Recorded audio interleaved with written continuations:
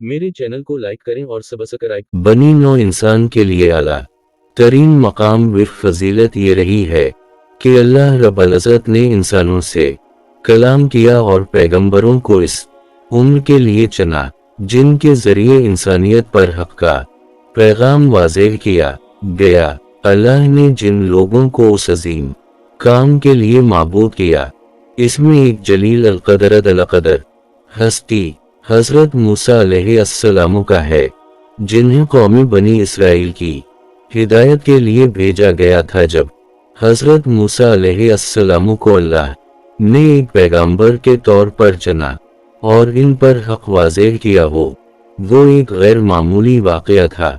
ये वो वाक़या था जब आपने कोहितूर पर तजली देखी। अल्लाह ने कुरान मजीद में इस वाक़या की तरफ इशारा करते हुए फरमाया, और जब पहुंचा मूसा हमारे वादे पर और कलाम किया उससे, उसके रब ने बोला, है मेरे रब, तो मुझको देखा कि मैं तुझको देखूं।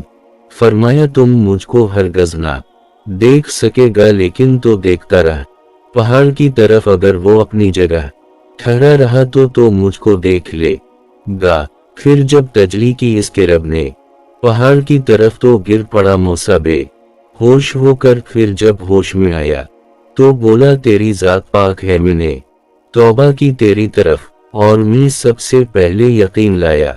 दरअसल कोहूर मिस्र की वादी में मौजूद एक पहाड़ है जहां अल्लाह ने अपनी तजली दिखाई थी। इस तजली के नूर के सबब इस पहाड़ की सख्त और अजीम चट्टानें टुकड़ों में बट गई। यही वो मकाम है जहां मौसी अलैहिस्सलाम ने अल्लाह से बरह रास्त कलाम किया। वाक़या कुछ यूं है कि जब अल्लाह ने बनी इसराइल पर रहम किया और वो मिस्रियों की गुलामी से निजात पा कर वहां से निकले, तो वादी सीना में बनी इसराइल ने पड़ाव डाला।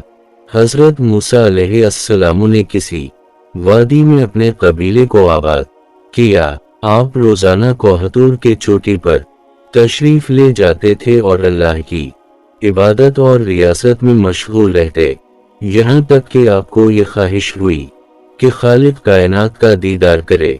लिहाजा मौसी अलैहिस्सलाम ने अल्लाह से ये फरियाद की कि वो अपने खालिक को देखना चाहते हैं। अल्लाह ने इनसे कहा कि ए मूसा, तुम मुझे नहीं देख पाओगे, मगर मौसी अलैहिस्सलाम बहुत फरियाद और ख्वाहिश की। आखिर एक रोज जब आप उस पहाड़ पर तशरीफ ले गए तो अल्लाह ने अपनी नूर की जरा सी तजली जाहिर की।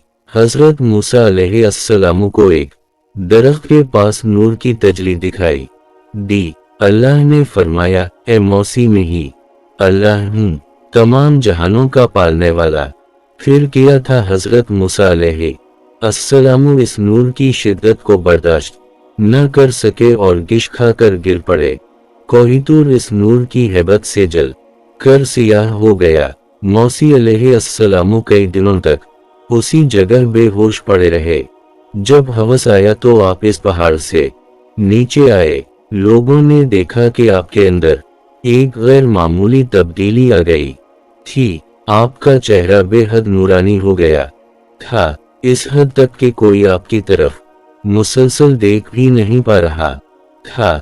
मौसी अलैहिस्सलाम की निगाह बहुत तेज हो गई थी। आंखों में एक जलाल था कि देखने वाले का वजूद काम जाता। ये सब इस नूर की तजली का नतीजा था।